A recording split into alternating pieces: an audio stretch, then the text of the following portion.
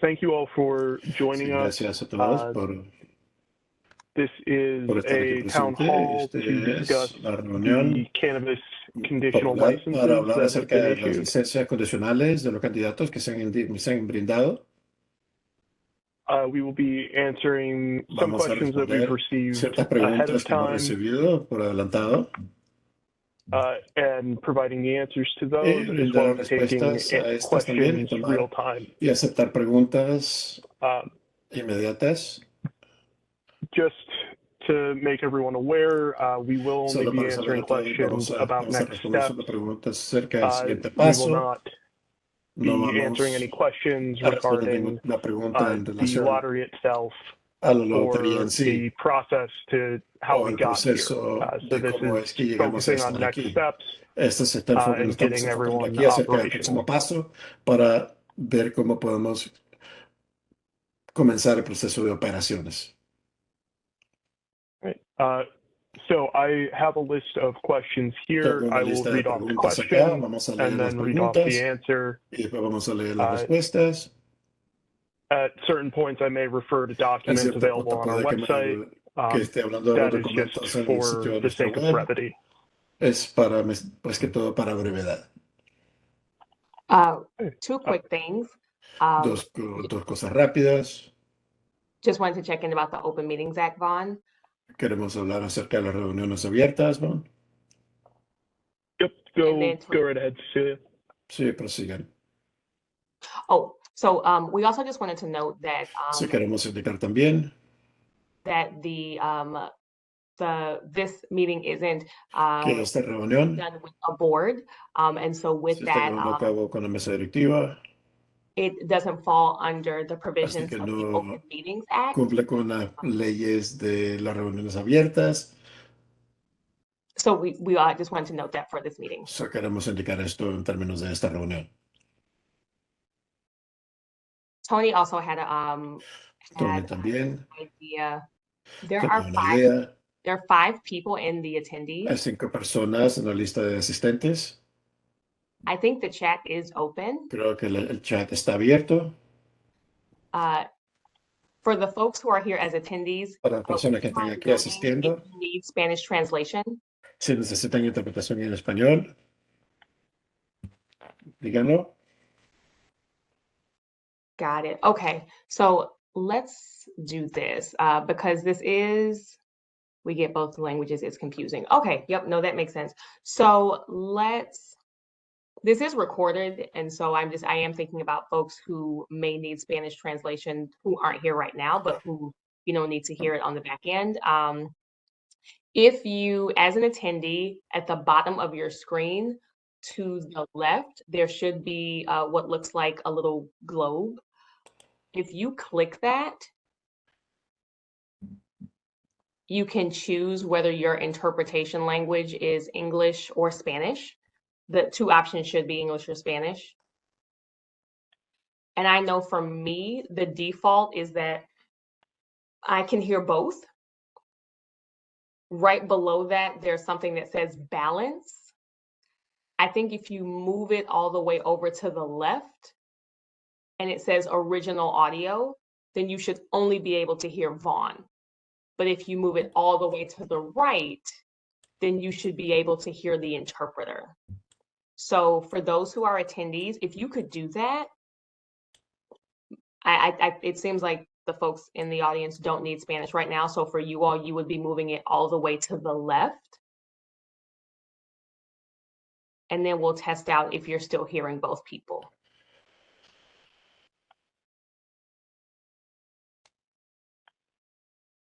There is no option for a globe on my end.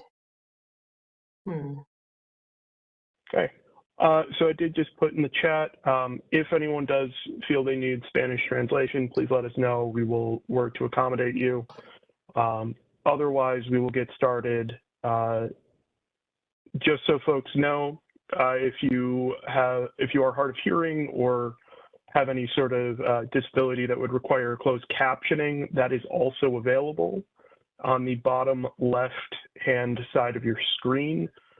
You should see the speech bubble with the 2 C's in it. You can click that and it will enable closed captioning for English or for a variety of other languages, including Spanish. It's not a perfect one-to-one, but it does get the job done fairly well. So we will get started with questions now and get the ball rolling. So the first question we received: for proof the dispensary is not located within 1,500 feet of an existing dispensary, does this require a professional survey? And we recommend that you refer to your local zoning authority for how they determine the 1,500 feet. If it comes to the department and there is a requirement that you show that you are not within 1,500 feet of a dispensary or another dispensary, if you believe that will be an issue, please contact us as soon as possible and we can talk through various options. Otherwise, we recommend that you follow what the local zoning authority or other municipality determines. So if the principal officer or PO form was signed and notarized on in August 2023, does a new form need to be signed and notarized? Oh, and this is the second yes. question. What was that? I'm just noting we're going to the next question. Got it. So yes, when you are ready to apply or to submit your 1536, which is your application to become operational, you will need new PO forms with updated information. At this time, you do not need to take care of those at all. You do not need to get fingerprinted or anything like that.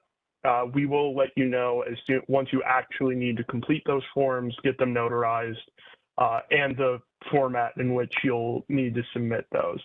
So while it is good to get ahead, we highly recommend you hold off on completing any actual paperwork. Related to that, I see Thomas has asked in the chat, do we need a complete application like we did in the first round back in 2020 or just the 1536 application? You will only need the 1536 application, which is available on our website.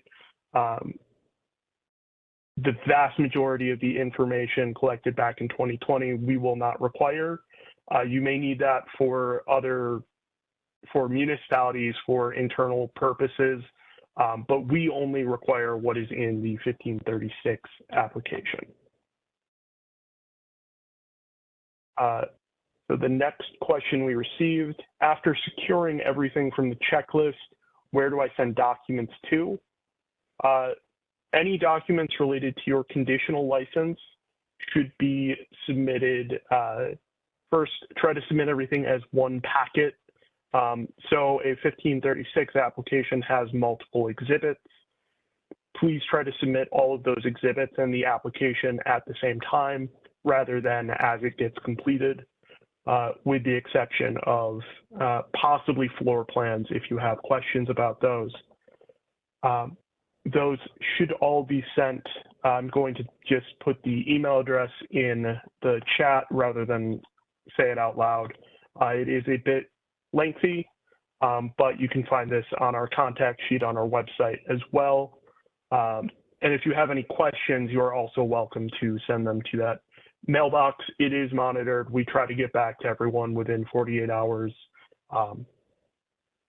So you should receive an answer fairly quickly. So for the next question, by the deadline or when the license expires, does a licensee have to be operational, as in their 1536 application approved, or do they simply have to identify a site, such as a letter of intent or a signed lease? So within 365 days of the issuance of your license, which is the expiration date, the applicant will have to become operational or secure a location. So it is one or the other. Securing a location can be shown by one of the following. proof of building ownership, agreement to purchase building or lease that is dependent on zoning or state license approval, a signed lease for the initial term of the license, proof of zoning approval or application for zoning approval. There are other options available. Please contact us as that date gets closer and we can discuss options. That said, if you have not been able to do that within 365 days, you may apply for an extension of your license for an additional 540 days, totaling 720 days total. You should use the form available on the department's website to accomplish that.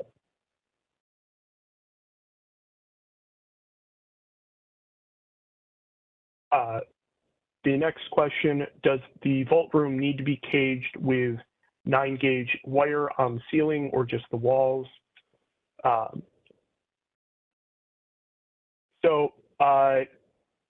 The current law does not necessarily speak to this. However, yes, the ceiling would also need the 9-gauge wire as well as the walls.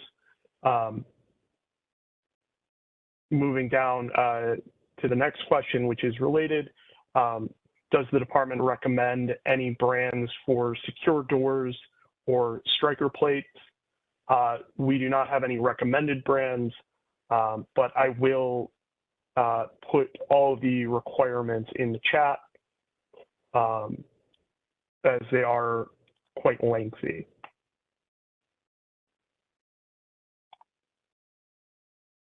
And if anyone has any questions about vault construction as you move forward, I know it's a very complicated topic, please reach out. We are more than happy to take any questions about that. The next question, does checkout kiosk need to be enclosed or can it be open-sided like most retail checkout areas for access? Kiosks for the sale of cannabis are limited access areas, so that, or I'm sorry, they are restricted access areas, so only agents and AIC should be able to access it. You are able to have the, they also must be, all countertops must be 48 inches tall. That said, we do allow for certain swinging gates as long as they're capable of being locked and not accessed by anyone except for required personnel. So you do have to have a locked barrier or door of some sort. It does not have to be fully enclosed. It can be open above that 48 inches, and often they are. And then, of course, there is also the requirement that you have an ADA counter available. Those depend on your local municipality as well as the ADA itself, but typically we see those from 34 to 36 inches tall. Additionally, counters can be above 48 inches. They simply cannot be below 48 inches.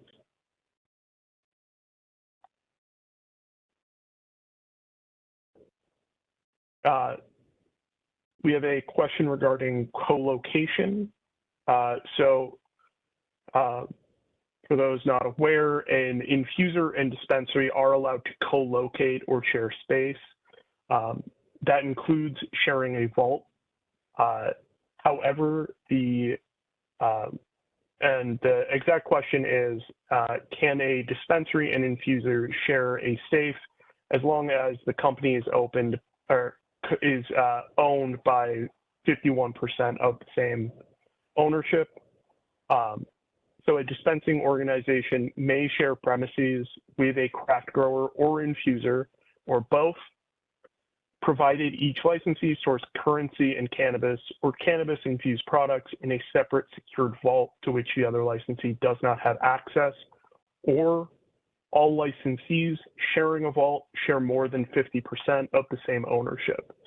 So as long as you have over 50% of the same ownership, you do not need separate vaults or separate safes. If you do not meet those requirements, you will need a separate safe and separate vault. The next question, can a door or window be used as pass-through for product from a vault. So the current statute and rules require that vaults be secure. That said, you are allowed to have both doors into the vault that allow easy access to the POS system as well as pass-through windows.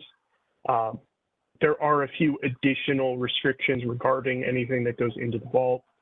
First, any pass-through window or door may require additional safety measures. The most common is ensuring that cash counting and cannabis products cannot be seen from the other side. So when the window opens, it should not show cannabis products or where currency is counted. Additionally, a pass-through window should have either one-way access, which means only one side can be opened at a time, or an opening smaller than 9 inches if there is no way to, if you have a pass-through window that has to be share an opening. We also are always happy to review pass-through window specifications, talk through pass-through windows, as well as vault access. We encourage you to reach out once you have finalized or are close to finalizing your layout, including any pass-through window options that you have. The next question, is there a specific depth of millimeters for shatterproof film on windows? There is not. So it is entirely up to you and based on what you feel most comfortable with. There's no minimum requirement for the depth of the shatterproof film. Additionally, there is no minimum tinting requirement for that film. We do recommend, of course, that you consider safety, consult with others in the field to gather multiple options. We did receive questions related to social equity loans. Those are handled primarily by the Department of Commerce and Economic Opportunity, or DCEO. So we are not as familiar with the loans that may be available or when those may become available. I have just sent an email address for DCEO in the chat box. Additionally, Cook County is making available certain social equity loans. I recommend you contact Cook County directly. We did send out some information related to that, I believe today or yesterday. So also make sure to check your email for those. The next question, if we sell retail items such as apparel or glass items, do we need a separate cash out system for those products with a general local tax allocated on them only? Your POS or point of sale system should be able to handle cannabis and non-cannabis items. They are not required to be separate. The only restrictions are the items that have to be restricted to related supplies within the dispensary, but there is no requirement that the actual POS system be separate. And often there is only one POS system.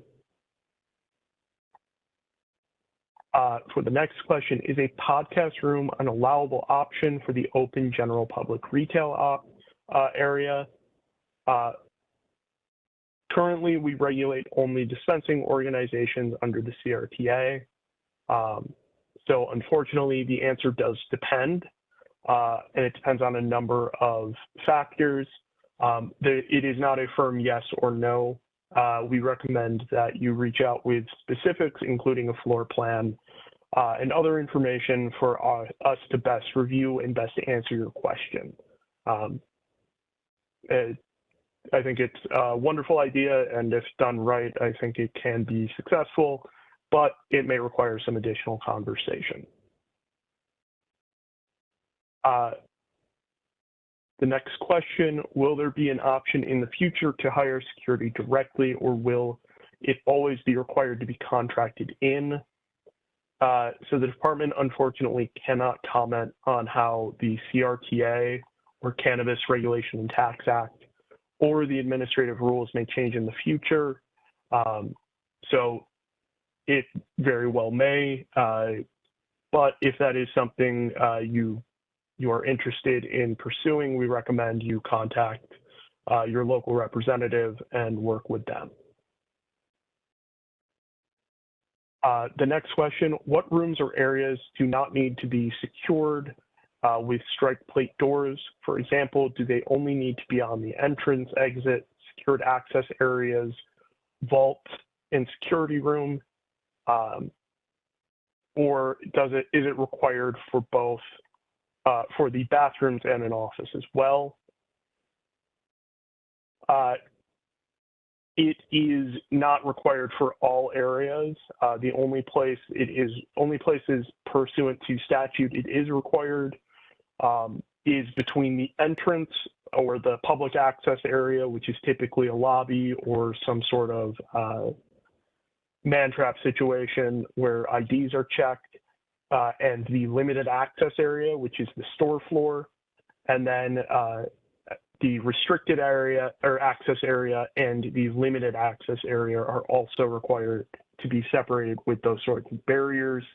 And then the vault itself requires a specific type of door and construction. So bathrooms, offices, more likely than not, no, unless it meets one of those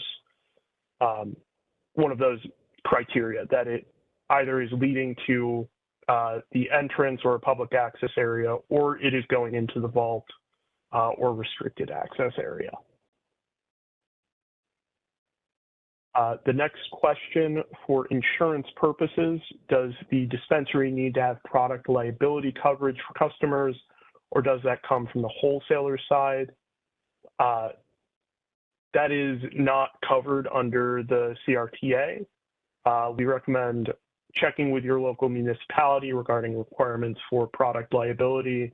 Additionally, you may wish to reach out to wholesalers for other options and ideas. The next question, are cameras required in the main office area? Cameras are required for all enclosed dispensary areas. So what that means is if it is the restricted access area, limited access area, or public access area, you are required to have cameras in that space.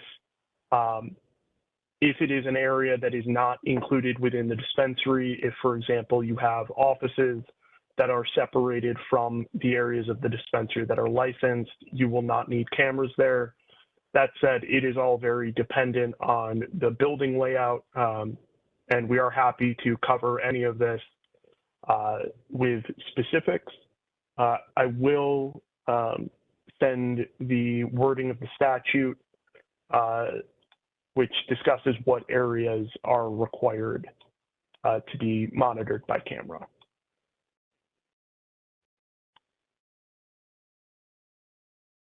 Do you want me to drop what's in the question document in the chat?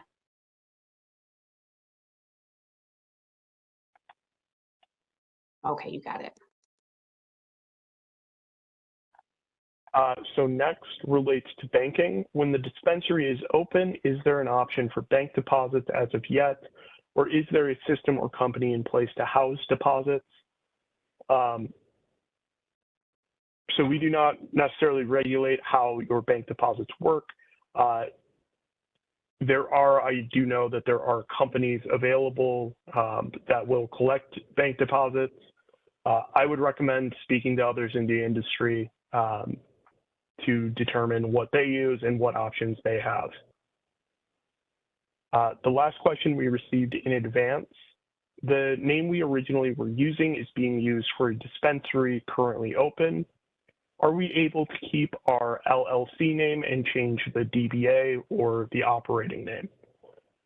Yes, you can change your operational name and should indicate that when you complete your 1536 application. So just so you all know, until you complete that 1536 application, you are only identified by the business name or the LLC that you provided. Please do keep in mind that a conditional license cannot be sold, transferred, or assigned. So the name change must not be the result of a changed ownership. That said, once you are ready to submit your 1536 and you have determined your operational name, you must include a copy of the ILSOS 1.20 assumed name form. Put that in the chat. And that is required so that we know that the Illinois Secretary of State also allows or has approved that name, and that is what we go on. That is the end of the questions we received in advance of this. If there are any questions anyone has, you are welcome to put them in the chat. Bon, I want to So check in Thomas, oh, go ahead, Celia.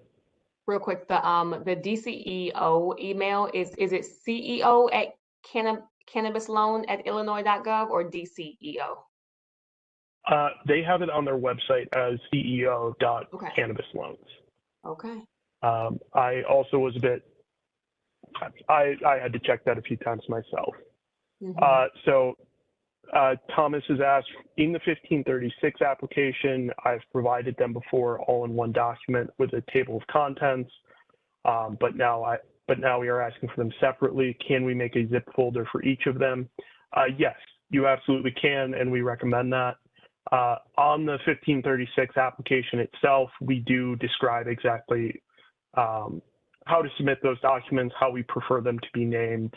Additionally, if, as is often the case, your file is too big to attach to an email, please reach out to us and we can set up a OneDrive link where you will be able to send them all either in a single zip file or as separate documents uploaded over time. I jump in really quickly.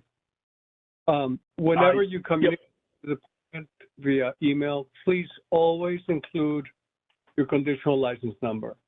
It'll give us a chance to see who you are and have more knowledge about how to communicate with you. So, that's it. Yes, thank you for including that. So the next question we did receive, infuser licenses are required to have a Sally port for delivery. Our dispensary is required to have the same. You are not. We do not require Sally ports. The only requirement for deliveries for dispensary is that it has to go through the restricted access area. If, as you are doing your build out or as you are moving along in the process, that presents an issue from a fire safety standpoint, please reach out to us. We have worked through that in the future, or in the past, very successfully. So any issue you run into, please reach out. We usually can come up with a solution. The next question, what is the turnaround time if we were finished with our construction? So from the time you submit your 1536 to final inspection, it depends on a number of factors. So I can say confidently, it would only take months if there were severe issues with the application or with the site itself. But a few of the most common things that delay our ability to inspect. First, ensure you're submitting a request for inspection with a working way for us to view cameras and footage remotely. That's how we ensure that the site is in fact ready for inspection. It is also a requirement. Ensure that when you are requesting your inspection that you are customer ready. So there should not be any active construction going on. Everything should be installed and as close to opening as possible. And additionally, I would recommend that you submit the 1536 application as soon as you have all of the required documents completed. That way we do not, we are able to process the back-end office work ahead of you requesting your inspection. Those are most of the most common issues that we run into. Do understand that these are taken first come, first serve. So if we will do our best to let you know the approximate time when you are getting close to inspection, and we do our best to communicate any reason that there would be a delay and work as much as possible. So it will depend on when it is all submitted. Typically, it does take between a few days and a couple of weeks at this time for inspections. That said, typically following an inspection, it is a few days to be licensed unless there are severe issues found at the dispensary that require some significant construction or anything like that. So the building layout as the building sets has an office space in the general retail area. Will that be okay, or does it need to be in the back? That is perfectly fine. Your office spaces, you can designate them however you will. Just remember that anywhere cash or cannabis is stored has to be a restricted access area, and that does have certain requirements. If you have specific questions about any layouts, please feel free to contact us, and we can walk through it with the floor plan itself and make those sort of recommendations. Can a local construction company do build outs as far as installing the vault wire, or does it need to be union hired? The only requirements as in terms of installation of anything is that it has to be licensed security alarm contractor who puts in your security system. Anything else, it will depend on the local municipality as well as any other agreements that you may have with the building or other individuals. We do not have any requirements for what construction is used. Do an infuser license and dispensary need to be under the LLC, or do they need to be separated? If we're talking co-location, either one is fine. It just has to be 50% or over 50% owned by common ownership. So we can look at holding companies or the individuals involved and compare with the Department of Agriculture.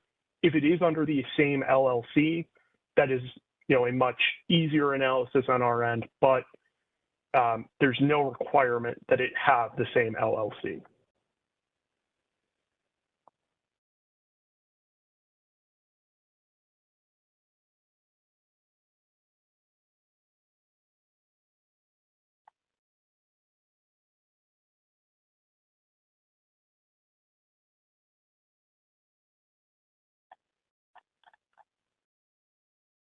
Any other advice for new license holders getting started? I would recommend getting in touch with others in the industry. So far, everyone I have met has said that others in the industry are very open to giving advice and meeting. Additionally, please be in communication with the department as much as possible. There really is no such thing as too much communication with us. My stance has always been I would rather figure out an issue before it becomes an issue and answer a question before anything goes too far. It is always easier for us to work things out on the front end rather than closer to the operational license. I own and operate a business. Can they be together, or do the doors need to be separate? They will need to be separated just to ensure that the limited access area of the dispensary as well as the restricted access area is not accessed by anyone who should not be able to. Some of the options I have seen with other businesses are that the lounge or the other business essentially operates as their public access area, which is where anyone is allowed to be. And then the limited access area starts towards the back end of that business. That said, we are happy to figure out exactly how anything would work. Just, shoot us an email and we will set something up.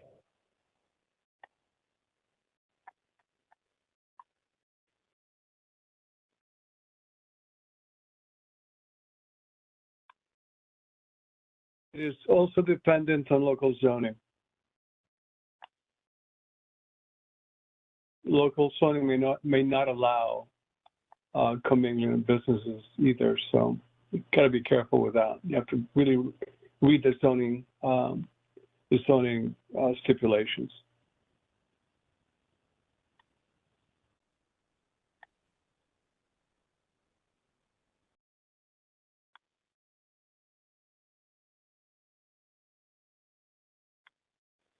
All right, we will give it a few more minutes to see if there are any last-minute questions. Otherwise, thank you all again for attending. We look forward to working with you over these next few years to get you operational and seeing your continued success once you have the operational license. Again, if there are any questions at all, please feel free to reach out.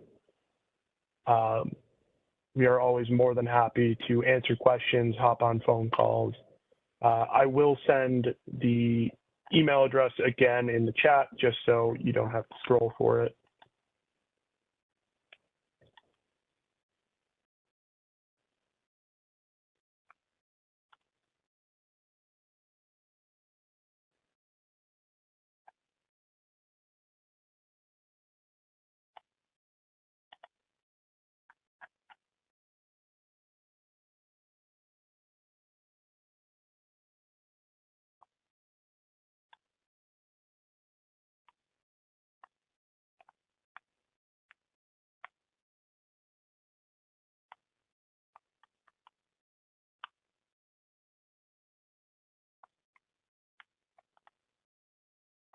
And then I'm also putting my direct email for those who do not know who I am. My name is Vaughn Bentley. I'm the Deputy Director of the Cannabis Control Section here at IDFPR. So under Director Camille Lindsay, I oversee dispensary licenses. So if you ever have a question or need anything, you have both my direct email as well as the general email. Please feel free to use either, and please feel free to rattle my cage if I don't respond right away.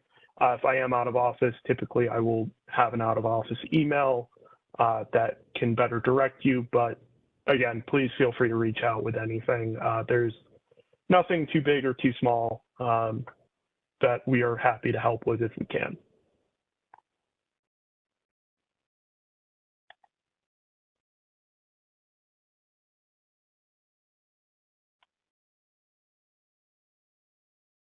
Oh, and before we actually forgot to do that, Vaughn, the introductions of everyone who's on the call. Sorry, my name is Cecilia Townscott. I am Associate General Counsel at IDFPR. Tony, did you want to introduce yourself? I'm the Assistant Deputy Director in charge of licensing, and we're here really to help. So want to make sure that you succeed getting through this, and we'll do what we can to help you out. Sure thing. And you too, Court? Yeah, thank you. Thank you everyone for putting this together. My name is Court Patrick, and I am a law clerk in this department. So I'm excited to get everyone going on the path to successful business. Excited to be here. Thank you guys.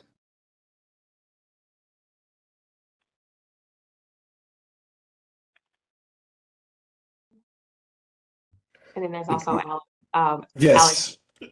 And good afternoon, everyone. I'm Alex. I'm the Spanish interpreter standing by. Thank you for being here, Alex. You're welcome. All right, do we have any, this is kind of the last call. Any other questions?